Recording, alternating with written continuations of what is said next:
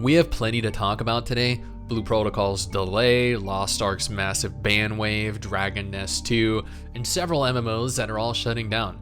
It is a very busy week, so I hope you're sitting down. But before that, I do want to let you all know that I have a second channel simply titled STIX that I post on every single day.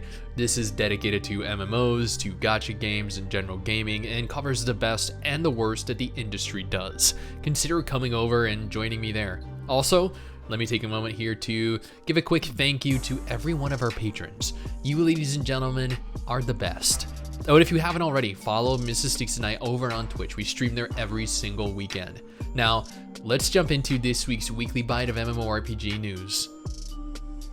Let's kickstart this with some of the best news of 2023 thus far. Dragon Sword, a brand new semi-MMO-esque game, a large-scale open world sequel to Dragon Nest. Dragon Nest, of course, being one of the most popular action PvP focused anime MMOs of the 2000s. I covered this in a dedicated video, and many fans of Dragon Nest noted that they saw a lot of similarities to Dragon Nest in character movement, character animations, and character abilities. Dragon Sword is confirmed to be an online multiplayer game, or specifically a multiplayer online action RPG. However, it is unconfirmed exactly how many players are going to be capable of playing together. Supposedly, players will be able to play in parties and run around the world together. They'll be able to run dungeons. It's going to feature a lot of MMO mechanics, just on a smaller scale. There was a lot more information, admittedly, that was revealed, and I will be doing a deeper dive into all of it, condensing it into a much easier to digest format in the next week or so, so keep an eye out. This is going to be a very, very big release. Ashfall is one of the few MMO shooters on the horizon. I've honestly never been a fan of MMO shooters. They always end up feeling empty, feeling like they're void of content, depth. Ashfall might be different, but it is doubtful. Ashfall was first revealed last year and has been making steady progress towards its release over the course of 2022, introducing new features, new mechanics to help elevate the game to new levels. Case in point, the new weak point mechanic, allowing players to exploit certain weaknesses on enemies to deal massive damage, kind of like a headshot, I guess. Hitting the weak points is going to be a hurdle in itself, though, with how bad the recoil is in this game. It honestly makes me want to throw up just watching a few seconds of gameplay. The Repopulation is an MMO that launched too long ago, honestly. It never really achieved any type of success or garnered any kind of loyal player base. Admittedly, the game has been in maintenance mode for years, and more than that, the devs have been silent with regards to its future for equally as long, if not longer, which has now been confirmed via a Steam posting. The MMO has been actively developed by a studio called TGS, with the rights to the game belonging to Idea Fabric. TGS is no longer working on the game, meaning unless Idea Fabric, who is aware of the current situation, contracts another studio to develop the game, this will be its end. It's always sad to see an MMO go, but TGS tried their best, I think. Speaking of MMOs shutting down, Fantasy Life Online is also shutting down. The game launched 5 years ago and has been in a steady state of decline pretty much since it launched. It did so poorly in its country of origin that it shut down 2 years ago, and has only remained online globally due to it returning some type of profit, which is no longer the case. Fantasy Life Online will be shutting down on February 6th if you want to log in one last time.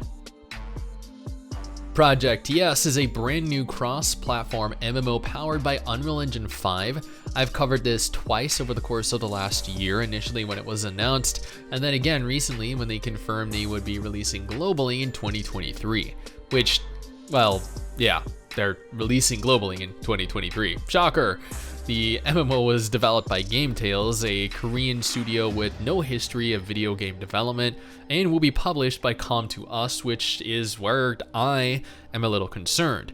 While Project TS looks alright graphically, Come2Us is known for their blockchain titles, even having their own blockchain platform specifically made to publish their games on.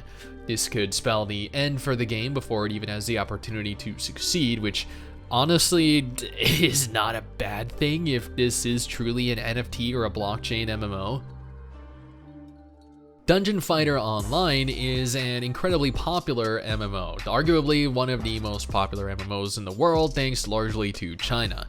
It has spawned a multitude of titles as part of the Dungeon Fighter intellectual property: Dungeon Fighter Duel, the new mobile Dungeon Fighter game, Dungeon Fighter Overkill, Project BBQ, and now Project DW. Project DW is going to be a completely open world online action RPG, kind of what we were all anticipating Project BBQ would be, with the difference being the aforementioned Dungeon Fighter properties were developed by Neeple. Project DW, however, will be developed by Nexon Games, a new studio working directly under Nexon.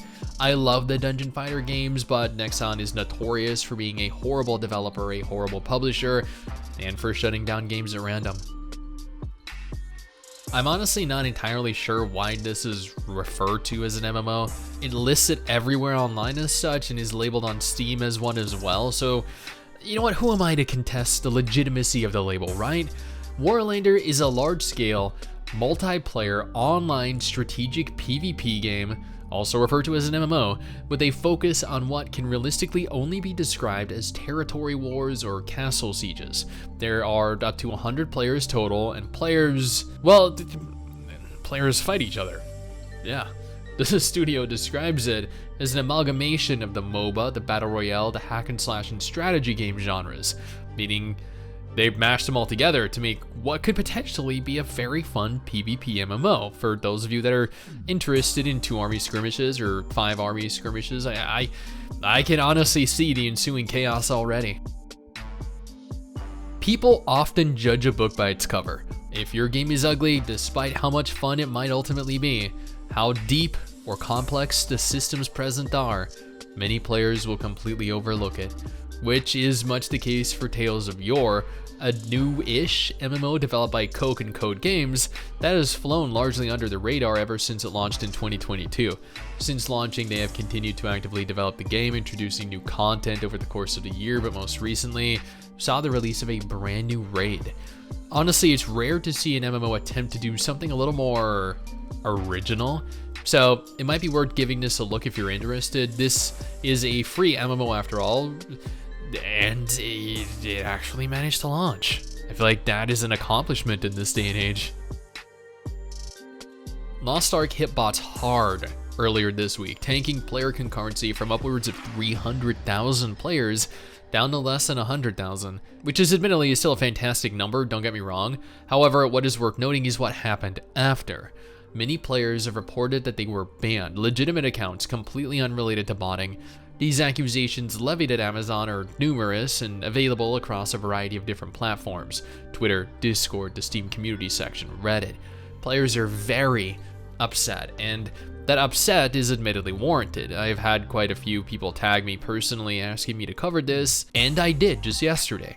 I don't know what specifically triggered a mass banning of legitimate accounts. They haven't elaborated on that, but I do genuinely hope that they remedy it in a timely fashion. They did note that they are actively aware of this and that they are working to reverse the bans, but they have not disclosed a set period with which the bans will be reversed within. Let's just hope that next time it doesn't affect an even larger percentage of players if this manages to happen again. Blue Protocol is the MMO everyone is watching this year. Well, Blue Protocol and Throne and Liberty. Bandai Namco confirmed last month that Blue Protocol would be holding a closed beta test beginning January 14th, running through January 16th. Players were ecstatic at the news that they'd be able to beta test the game. However, Namco confirmed that it would be for Japanese players exclusively. This didn't stop players from registering with Japanese IPs via a VPN, but just as players were about to begin preloading the game, Namco made a tweet confirming they had to delay the beta test. Why? A game-breaking issue that needed to be resolved before they could, in good faith, allow players to play the game. How long the beta has been delayed is unconfirmed at present, as Namco have stated that they will have more concrete information on January 25th. An issue that takes almost 2 weeks to fix is honestly quite the bug, and I hope they get this ironed out as soon as possible, but players are pretty upset, some complaining they took paid time off at work to participate in the Japanese beta test, and now they can't make use of that time. And that's it. That is all of the MMO news that mattered to me today. If you think I missed something, please go ahead and let me know in the comments below, and I will make sure to take a look. Until then, I got you covered with 2 videos you definitely need to check out. One featuring what I believe is going to be a killer MMORPG releasing later this year, and the other featuring a list of every single MMO that is launching this month, in the month of January 2023.